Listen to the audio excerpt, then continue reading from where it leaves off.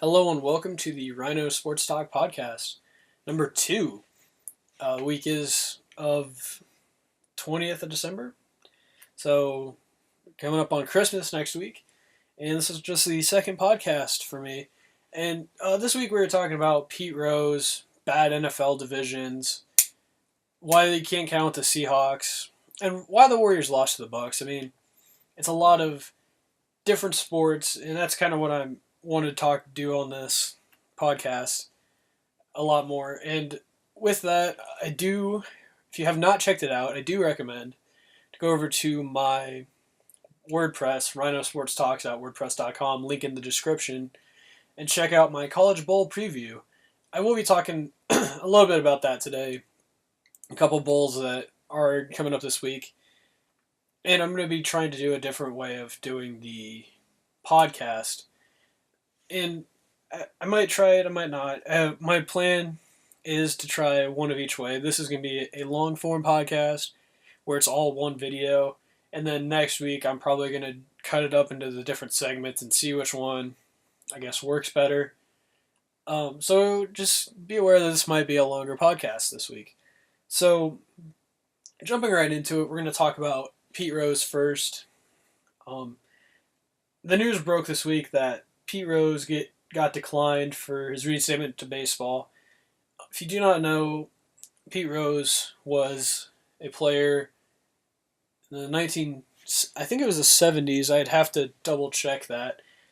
He played for a while. His name was Charlie Hustle. He was one of the best players of his era, and I didn't grow up with him because I didn't really play. I wasn't really old enough to play him. I'm only 19, so I got a couple of years. He's got a couple of years there, but he also managed I've neglected to mention that he played on the Reds. He played from 1963 to 86, and then managed them from 1984 to 89. So for those 2 years in 84 and 86, 85 and 86, he was the manager. He was a player manager, and the reason that he was suspended from baseball is he bet on the games both as a player and manager. And it wasn't just like other baseball games. Like, it wasn't like the Braves playing another team, the Marlins. Well, the Marlins weren't around then. Like the Braves playing the Mets or anything. He was betting on his own team and how they would play. And that kind of got him suspended. That's why he only managed for a few years, because he got suspended because I figured out that he did that. And so he wasn't reinstated this year. He met with Rob Manfred in September and to try and get reinstated, get his suspension done. He was appealing his suspension, basically. And Manfred said, "No, we are declining you at this time." I have some a little piece of his statement a little bit later. But personally, I thought that this exact scenario would happen.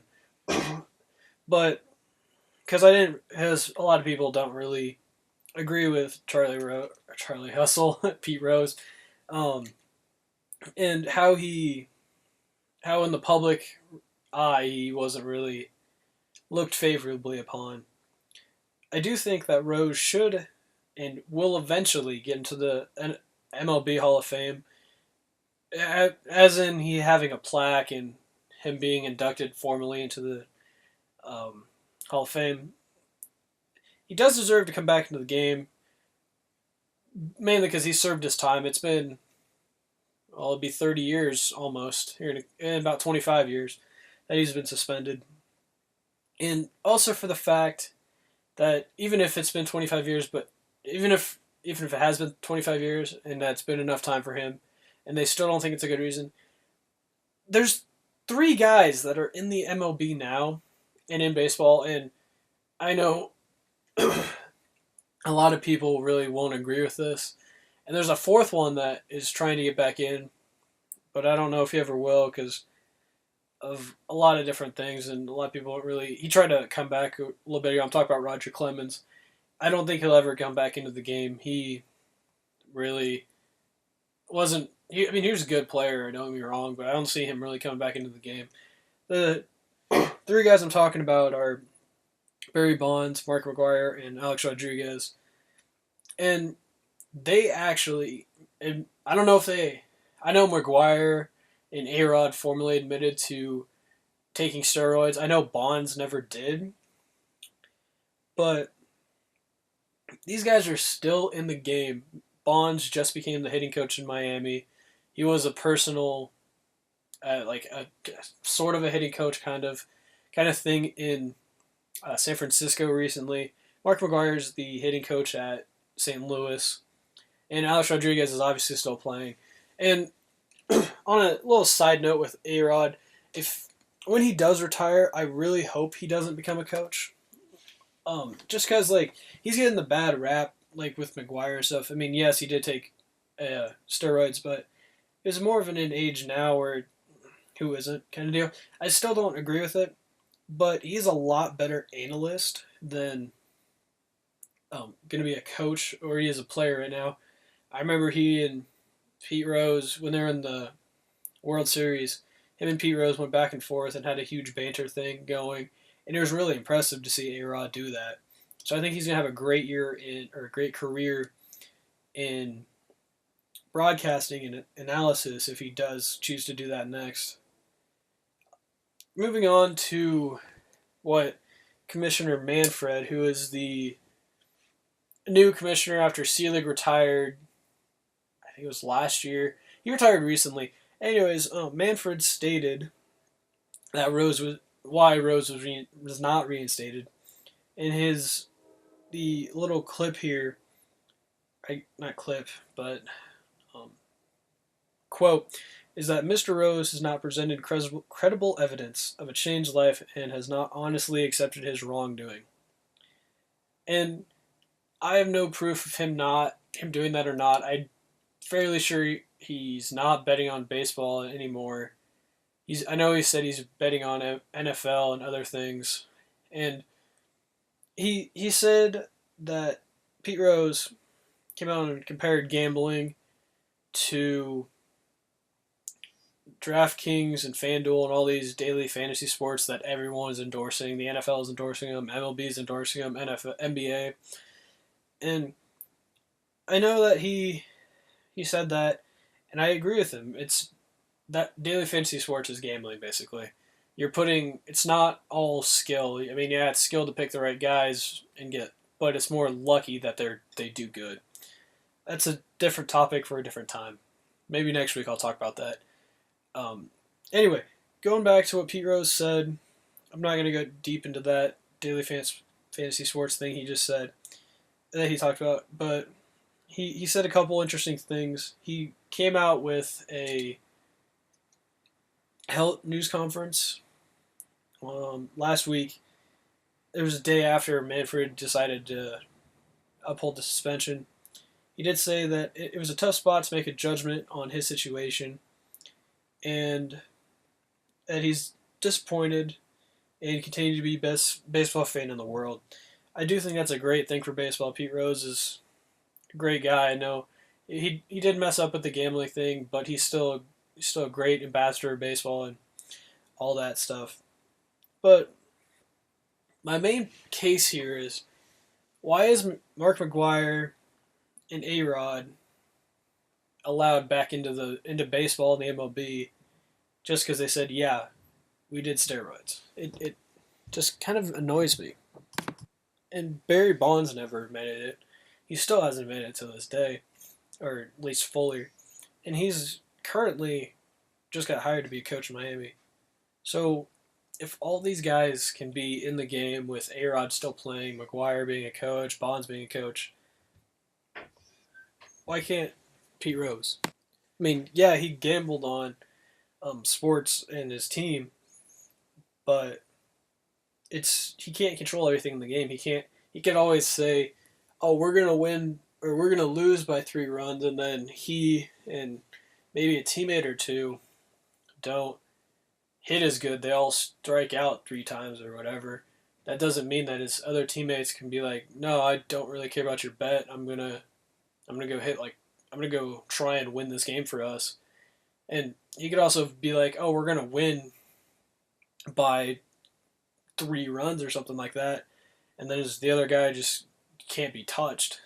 It's all luck. That's why I don't really understand why he's still in trouble. I mean, it doesn't make any sense that he can't control it all, and yet he's the one that's getting in trouble for gambling on it. He's still the hit king and owns a career 303 average, which, I mean, it's not the greatest one. I think the greatest one's Ty Cobb with like a 360 something, but still over 300. He has everything in the Hall of Fame. He has a bat. He's got a baseball, his hat, his bases, a couple other things. I think it's time to put his plaque in there too with his face on it. It's time to put Pete Rose in the Hall of Fame. Now we're moving on to the worst NFL division. Conversation of worst NFL division this year, and every year usually breaks down to about 2 divisions. This year it's the AFC South and the NFC East. I'd like to throw one more division into the mix, but first I'm going to analyze all of these 3 divisions. First up, the NFC South.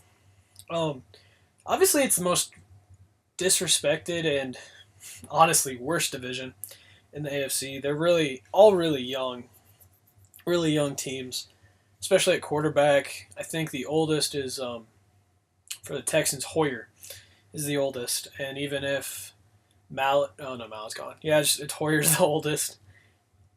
All of these teams have losing records at the moment. I think most of them are 6-7. There's a 5-8, and then there's a 4-10, which are the Titans. None of them. There's no healthy star QB. When Andrew Luck is healthy, he's a top-notch star quarterback, and that's a big if when Luck's playing. I mean, he's probably one of the best quarterbacks I've seen in a while, especially from coming out of college. He was really good. But currently, as in this week, since Andrew Luck isn't playing still, Blake Bortles, let me say that again, Blake Bortles from UCF is the best quarterback in that division at the moment. I would almost argue Mariota, but Bortles has another year on him, and he's also playing top-notch football. I mean, I can't knock on him. He's one of the better guys in fantasy this year, and he's got some pretty good stats. Not like Tom Brady stats or Derek Carr stats or anything like that, but he's got some solid stats. I'm not gonna lie. Like I said earlier, the division is super young, especially at quarterback. They got Andrew Luck, who's only 4 years out of the draft. Blake Bortles is only 2. Mariota's still a rookie, and he's going to be probably one of the top quarterbacks in the league here in about 2 or 3 years. Next year, he's going to be top 15 easily. He just needs some more weapons around him. And none of the playmakers are really veterans or particularly insanely good. I mean, if you think about the Titans, they got Darrell Green Beckham, who isn't really doing much. He's gonna be really good if they ever get him on the field. And then they got Kendall Wright, who's hurt all the time or suspended or something. And the Titans also got another wide receiver. I'm just basing Justin Hunter, who's also super young. He's only 25, but he's also going to be really good in a couple of years, obviously. The Jaguars got Allen Robinson and who's the other guy? I can't think of him right now. I'll come back to that. And then there's the Texans. They got DeAndre Hopkins. He's super young. And Allen Hurns, the Jaguars wide receiver I was thinking of.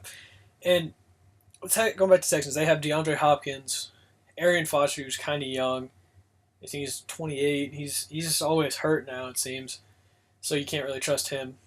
And then that's really about it. They got J.J. Watt on defense, who's basically a team by himself on the defensive side. They got Clowney, too. They got Brian Cushing. They got a solid defense. Just no offense. Like, their defense is probably top top 12, 10 to 12 range would probably be about where I put him. 9 at the very least, or the very highest. And so they have a lot of young guys, and like I said, they only have one real offensive threat unless Foster comes back and does really good. So they're going to have to draft someone. They don't really have a good quarterback. They got Tom Savage as a backup, and he's from a Pitt school who doesn't really throw it that much. He's got a cannon of an arm, but I don't think he's got any accuracy. I don't think he's going to do anything. And then lastly, we got the Colts. I mean, they got Andrew Luck, obviously. No one on offense on the offensive line. Ahmad Bradshaw and Frank Gore running back, which isn't going to be sustainable through next year. They have Andre Johnson at wide receiver, who, when he's on, he's got a connection with the quarterback, he's really good. T.Y. Hilton's pretty good. He's really good, actually. And then kid from Miami, who's basically a T.Y. Hilton copy. Yeah, two guys that take top of the defense and about nothing else. What's the kid from Miami's name? I can't think of it. If it comes to me, I'll say it. But there's no top team anymore in that division. I mean, if Luck's healthy and good to go, it's the Colts, because they'll win 11 or 12 games a year, but Luck isn't healthy. He's not doing that good this year. And right now, ironically, the Texans, who are one of the worst teams in the NFL, are leading that division. Jaguars are still in it. Everyone but the Titans are still in it. So that was going to come down to last week, but that's not a good thing with that division because they're all 6-7. I think 8-8 might win that division, if not 7-9. And then the other division I said is the NFC South. They're a lot like the NFC East, sorry. And they're a lot like the AFC South, where there's no real healthy star quarterback. I mean, Eagles do got Bradford. Redskins had RG3, but he's not really good or starting. And then the Giants, they got Eli Manning, but he's not as good as he once was. Like, he used to be the top of the top, like top 5 team or quarterback in the league, but he's not anymore. I mean, he's still super good. I would take Eli over any of the AFC South quarterbacks, except for Luck. But still, and all of them are under 500. They're 3 teams tied at 6-7 for the top of the division, and then there's the Cowboys at 4-10. They just lost today to the Jets, and officially got eliminated Week 14, which is another sign that they're not that good. But from top down, it looks like the Giants are the best team in this division. And they're third, and only because Coughlin doesn't know what he's doing with time management. But like the Patriots game, the first 4 weeks of the season, they just kind of blew leads at the end of the game just because they weren't really managing it right. Washington has a few playmakers. I mean, Cousins isn't terrible, but he's not very good either. I mean, he's better than anything the Cowboys can trot out there. As I'm watching the highlight now, I just saw someone I think it was Castle, throw off his back foot, and he looked like he had no idea what he was doing. But that's for a little bit. I still don't think the Washington, even if they do get into the playoffs, they're not going to get in. I mean, they're going to play a lot of good teams, and they're not going to really beat anyone. And I really don't see them beating any other team in this division. And I mean, the Eagles are the same way. I mean, they could beat the Redskins tonight or tomorrow night, but I doubt it. I didn't mean to say that. I meant Washington football team. And I mean, they could beat them. Or they're playing the Cardinals. Wow, I was looking at the wrong thing. And the Eagles are playing the Cardinals. They could beat them. They just beat the Patriots. And anything could really happen in the NFL. Anything can happen in any sports league. I don't really see them being a top tier team. They're going to come off the high of beating the Patriots, and they're just gonna lose. That's all I see with that Eagles team. I don't really trust them. They're really inconsistent. They'll play the first 4 games of the year. They had Like, I think it was like a combined 50 points in 4 games or something crazy like that, where they didn't score that much. Then the last 2 games, they score 50 points in the 2 games. I mean, it's a lot of inconsistency. I think they're catching up right at the right time, but I still don't see them winning. I don't see them winning the division. And like I said earlier, the Cowboys, they are just a disaster without Romo out there. They had to resort to Kellen Moore for a quarterback today. Like, I didn't get to watch the game, but I have the stats right here. Kellen Moore had 158 yards for going 15 for 25. Like, he also had 3 picks. That's incredibly bad. I hope that they figure this out, like how to win without Romo, because Romo's only got a couple of years left of him. He gets hurt about every year, every other year, and honestly, I don't think that their Cowboy or QB of the future is on the roster. I don't see it, and I think that they should either draft one this year or go out and get like RG3 or Manziel or something. That's another article for another time. Maybe next week I'll talk about that on the podcast. It's for another time. But if they get better at D and add a running back like Murray, like they had last year, they could get theoretically better and make the playoffs next year. The surprise division I was talking about earlier is the NFC South. That's the Panthers, Falcons, Saints, and Buccaneers. The Panthers are 13-0, and that's about the only good thing about this division. I mean, they're really, really good. I mean, I've seen them play. They just destroyed the Falcons, which isn't really saying much, but they beat the Cowboys, which isn't saying much either.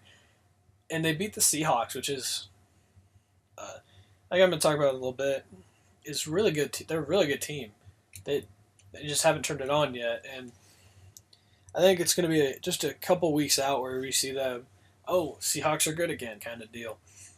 But the Saints, every year they just keep on this downward trend. They got one of my favorite players, Garrett Grayson, in the draft. I think if they start losing, it's time to start sitting Drew Brees and see what they got with Grayson a little bit. Don't see if they can save him, put him on a pitch count, put Drew Brees on a pitch count kind of deal. See if they can get him next year. Keep them really healthy for next year. And then the Falcons, it seems like every week they just keep getting worse and worse and imploding on themselves. Like, they started out 6-0. I mean, that's really good, but Matt Ryan doesn't look that good. He's not really accurate. They just need a better offensive line. They got Jake Matthews, who's probably going to be a stalwart in that line for a while. The defense got a little bit better, but you need a lot more defense or a lot more offensive line and a little bit more on the secondary to get that team to win the division or even contend in that division next year. And then lastly, they've got the Bucs. I absolutely love Jameis Winston. He's looking insanely good right now. He's making all the throws. He's looking like the number 1 pick. And honestly, he looks like the whole team just looks like they're going to be up and coming in that division for the next couple of years. And in the league, if they keep Jameis, they keep Jackson, they keep Mike Evans, they upgrade that defense a little bit. They got McCoy at the anchor of the D-line. They got to upgrade their O-line a little bit. They could be a contender in this league sooner rather than later. And I think the worst division, honestly, is just a bad title. Because it could be a lot of divisions, like I've been listing this off. The only division that doesn't really... You heard about it a couple of years ago when the Seahawks were 7-9 and they got into the playoffs, and then you haven't heard anything of it since. But it's the NFC West. That division is really good, and the Seahawks in particular, you can never count them out. It seems like the last 2 years, the Seahawks have done this. They start slow. They just start 2-2, 1-3.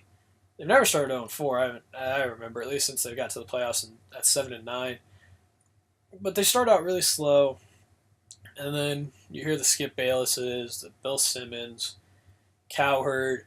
Everyone says this. They're done. I don't see them coming back this year. They're not. They're just not good this year. Everyone counts them out.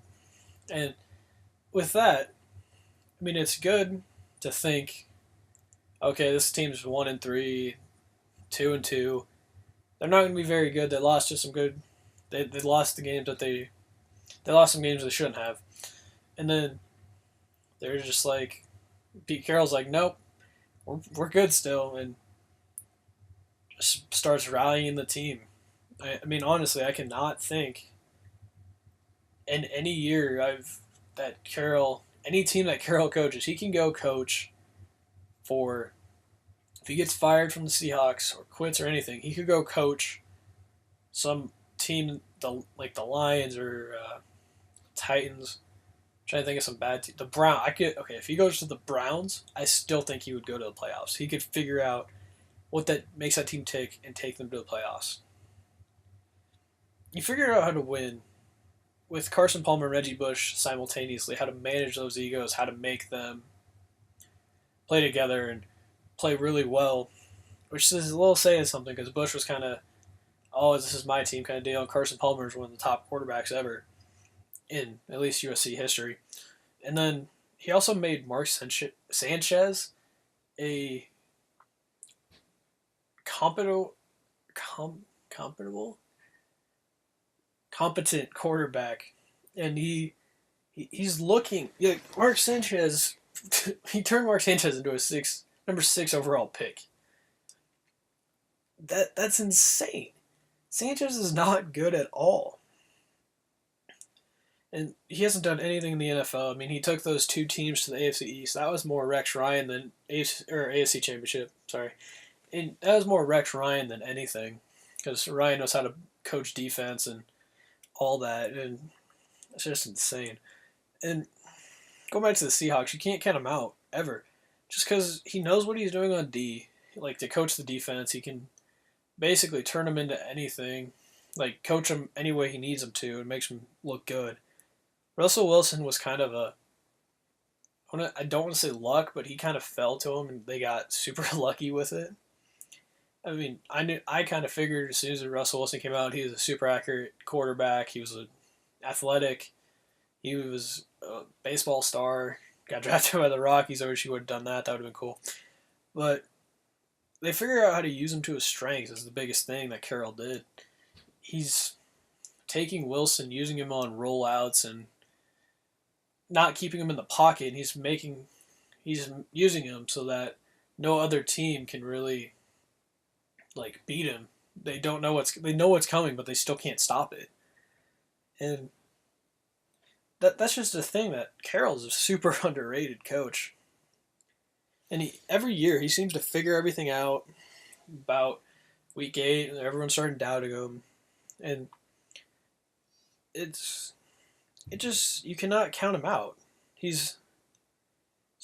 owns a quality defense, has a great quarterback play, and you can't count that out in this day and age of the NFL where you win with defense and your quarterback's throwing up about 3,000 yards a year, and your defense is keeping you in games, you're going to win the game.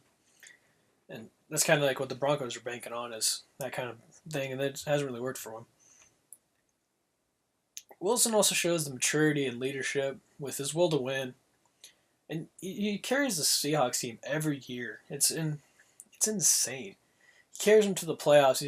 It's like he flicks a switch and just like, hey, we're all good again. He's got that charisma, the leadership, just to show that he knows what he's doing there. He's wise around his ears. I think he's a good quarterback. He's a great leader. I know that. But what's most impressive about Seattle is that their offense, outside of Russell Wilson, obviously you can't name the offensive line, but outside of Russell Wilson, who do they got that's healthy? Could a casual fan that's if you gave him a roster of 20 choices, pick from these 20 names of who their starting two wide receivers are, I don't think anyone could do that. And then if you said, okay, here's 7 names, pick out the running back and say Marshawn Lynch isn't it, you can't. I don't think anyone could do that. They're doing this with like no names almost. I mean, Thomas Rawls, he goes out, the chip on his shoulder because he was undrafted, and says, I'm the best undrafted free agent this year. Why did everyone pass on me? They shouldn't have. It's I should have been drafted. That's the whole thing. Is I'm that good. He's what the whole Seahawks are. They're they all play with a huge chip on their shoulder, and the most underrated thing about Carroll is like he knows how to bring that out of them. He knows how to be like, oh, Richard Sherman, you remember when they passed on you? Remember how you got to the 5th round? Remember that? Let's go. Be the best player. I know you could be the top corner in this league. Rawls, man, you're one of the best guys I've ever drafted. We had to do a little couple other things. I'm sorry I didn't get you drafted. I wanted you drafted. I wanted you in the 2nd round. I want you to go out there and prove that you should have been drafted. It's just insane to me how Carroll can do that kind of stuff. And I mean that's probably about it. I'm going to talk about the NFL. I'm getting kind of worked up. I don't think that the Seahawks will win the Super Bowl. They will go at least to the NFC Championship. I don't know if they go to the Super Bowl or not, but at least the NFC Championship. So, from one winner on to another, we'll talk about why the Warriors lost to the Bucks. As well as documented that the Warriors had a 26-game win streak to start the year. Well, 27, dating back to last year. It's 24 this year. And then they finally lost December 19th to the Bucks. It was at the Bucks, so that's kind of a thing. But they only lost by 9. It's kind of surprising. Or the Bucks lost by 9 in a rematch just recently. The Warriors might be the team of this year. Might be the team of the year this year. But I was looking at their schedule today. They really haven't played anyone. When I was looking through it, I was looking through all their schedule, looking through the conference, like the standings, and their best games, there's 4. There are 2 games against each of these. Like outside the loss, obviously. I'm talking best opponents that they've played. First one's the Raptors. The Raptors are supposed to be a good team. They're a 600 team right now. I don't think that they're going to be that good, but they do play in the East, so they could get to the playoffs. And they're kind of inflated by the weak East conference. There's almost no one that's really good in that Eastern Conference, and then there's the second rival that they or not rival team that they played that was kind of like the second best team, well, the best team that they've played this year on their schedule. That's the Clippers. The Clippers aren't that great. Like, I've seen them better. They lost to the Rockets today by almost 20 points. And the Rockets aren't very good. I mean, the Rockets aren't terrible, but they're not good. Oh, sorry, they only lost by 10. I was looking at the wrong stat line. But the Rockets aren't very good. So, I mean, the Clippers losing to them, that's kind of embarrassing. I mean, they're some of the class of the East with the Warriors or the class of the West with the Warriors and Spurs. But neither of those teams have really played anybody yet. And I'm kind of interested to see how the Warriors are going to do when they face the Spurs. A couple of other, the Thunder is going to be the really good game here. Well, Spurs are going to be the best game because the Spurs are second in the West and in the league. It's going to see what be interesting to see what they do on Christmas against Cleveland. And then what they do against the Thunder. But going back to the Bucks are the only team to really play them close in both games. I mean, they beat them that one game, and then they lost by 9 the second game. what everyone's really saying about why they lost, or why the Bucks won, I should say, it's because they caught him at the end of a 7-game East Coast road trip. Like, Warriors played 7 games in, was it 10 days? 11 days. 7 games in 11 days. And to end that, this was the 7th game of that road trip. They came off a back-to-back against the Celtics the night before, and that game went to double overtime. Yeah, it went to double overtime. So the Warriors were already tired going into that game. And then the Bucks weren't. I think they played like a tune-up game right before that, that same day. And then it was a 7 o'clock game. It was a later game. They flexed it onto the NBA network, NBA TV, so I didn't get to see it. And the one thing I noticed about both Bucks games is the Bucks were winning in that second game as well. They kind of just ran out of steam at the end there and should have won that second game. I was thinking that they would. Excuse me. But the reason the Bucks really won, they never ran a fast. They had a few fast break points. I think it was like 16 fast break points. The Warriors had about 8 to 10 each quarter. I think they ended up with like 30 fast break points. But the Bucks played smart. They played the post a lot. They ran plays. They used up the whole shot clock. They never really ran fast break. And so they took really good shots, more closer shots, and they shot a little bit better than the Warriors did. I mean, the Warriors shot 22%, and the Bucks shot like 48%. And by no means am I saying the Bucks are a great team that if the Bucks face the Warriors again, which they don't, that the Bucks would win. Like if they say the Bucks went to the playoffs and were in the finals against the Warriors, I think the Warriors win at least, I'd say 5. Bucks get 1 at home. I'd say they beat the Warriors in 5. Or the Warriors beat the Bucks in 5, sorry. But they're really a young team, and in the future they could be good.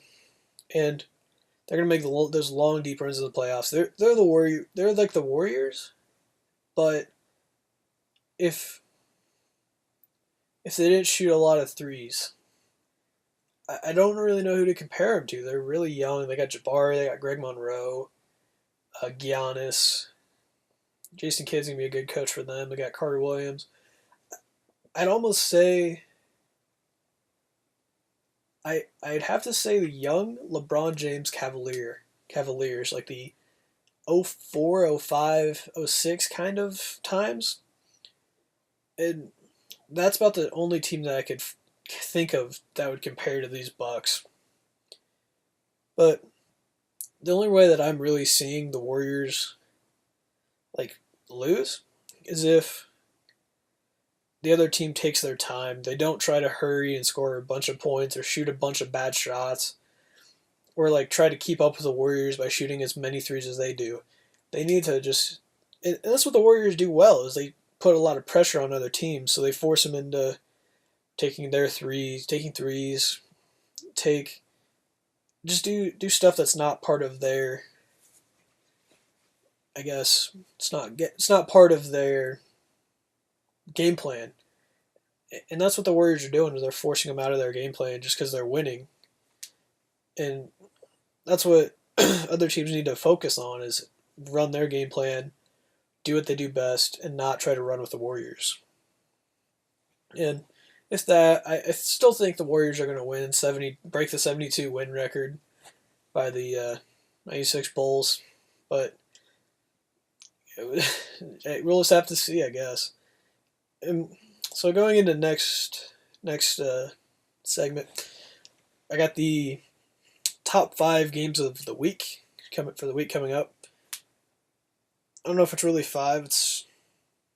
I'd have to count how many it actually is.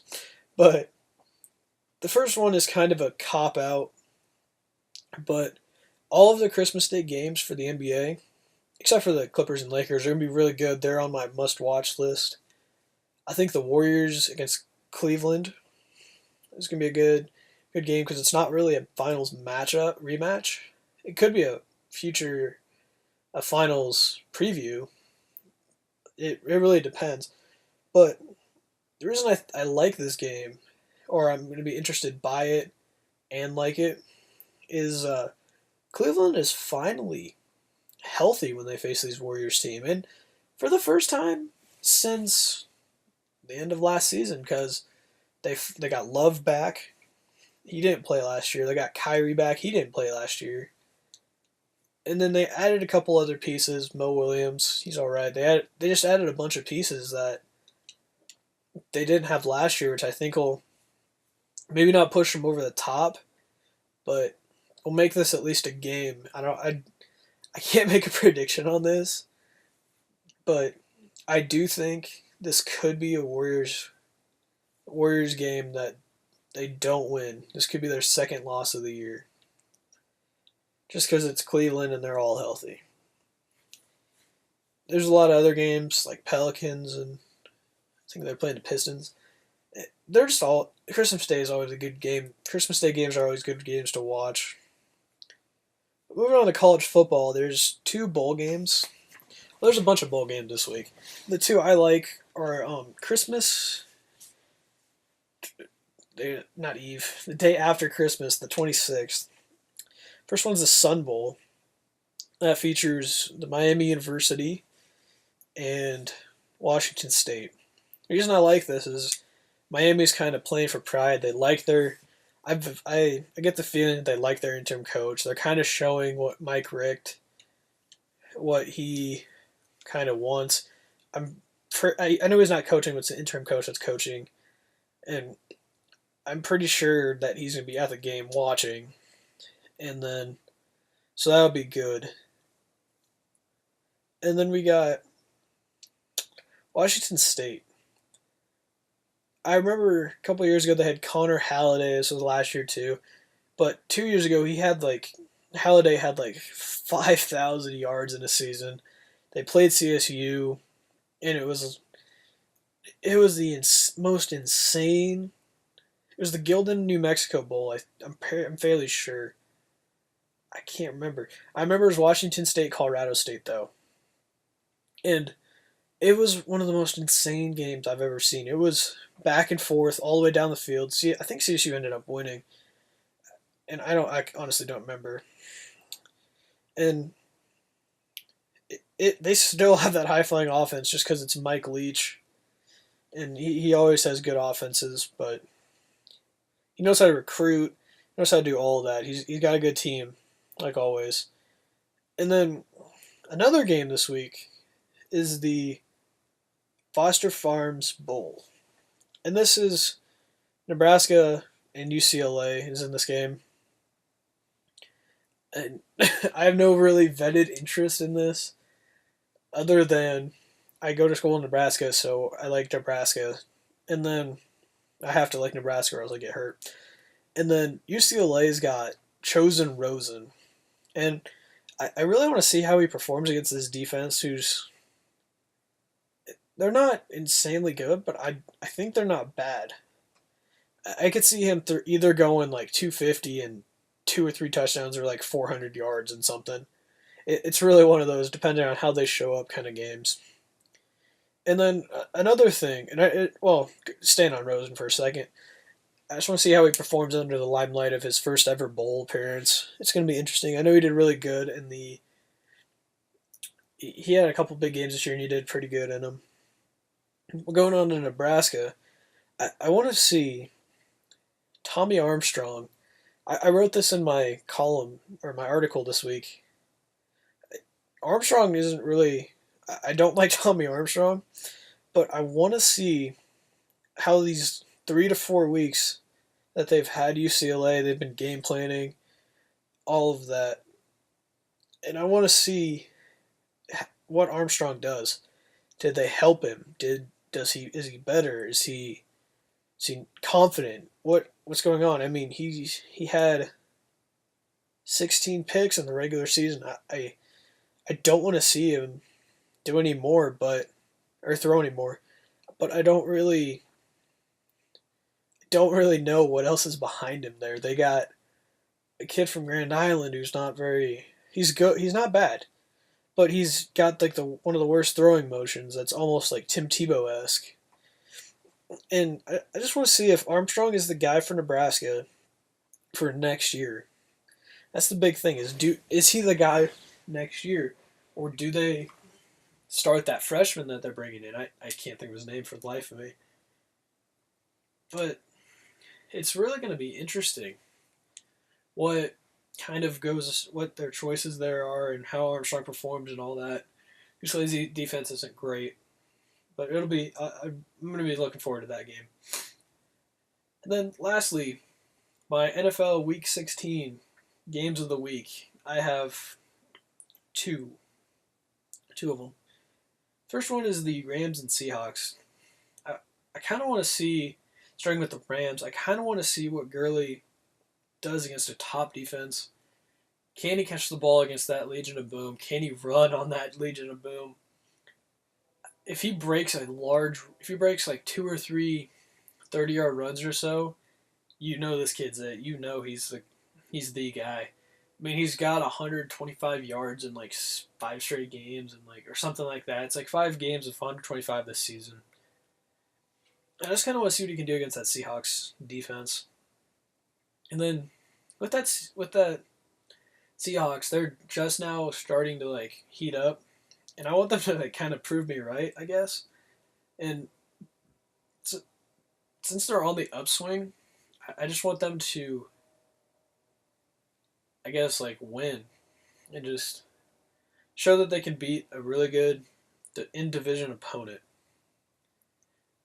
And then they'd be 9-5. They'd almost be guaranteed that last wild card. It's gonna be coming down to them in Minnesota, and that's gonna be a good a good race to watch. And my other game is the Broncos and Bengals. I want to see what AJ McCarron can do against one of the top-rated defenses. Is he going to choke, or is he going to save this season? Well, not really save this season. All they got to do is win and Steelers to lose, and they'll clinch the division. But I guess keep the season alive for them to get the number 2 seed. And Broncos defense has won every game for the Broncos, and McCarron really hasn't done anything yet. So it's really going to be an interesting game here. And then there's Osweiler against the Cincy's defense is another thing I'm going to be watching.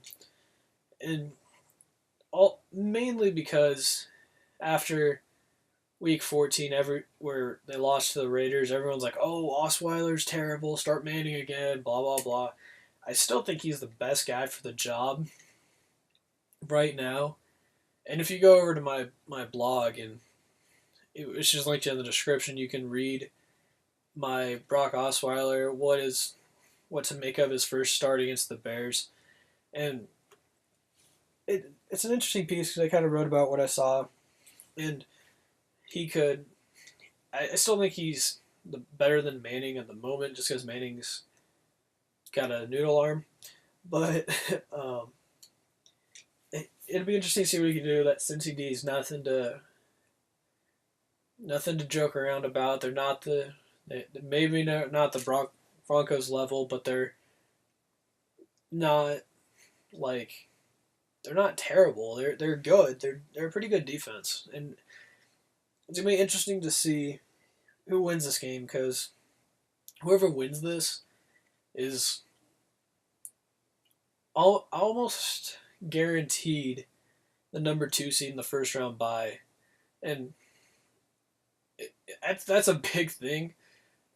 Meaning for the Broncos, well, for both teams actually. The Broncos, they could get another week to get Manning healthy, and with the Cardinals, the Bengals, they can get another week to get Dalton healthy, and it's gonna be really coming down to the very end of this season for these two, and even the Patriots. If the Patriots lose another game, see who gets that top 2 seeds. But it's gonna be an interesting season. Early interesting week of games. There's not too many on the slate, but it's gonna be interesting to see who gets eliminated. There's still a bunch of teams alive in the NFL, but we'll see what happens. So that's all for this week's Ryno Sports Podcast, or Ryno Sports Talk Podcast. Hope you enjoyed it.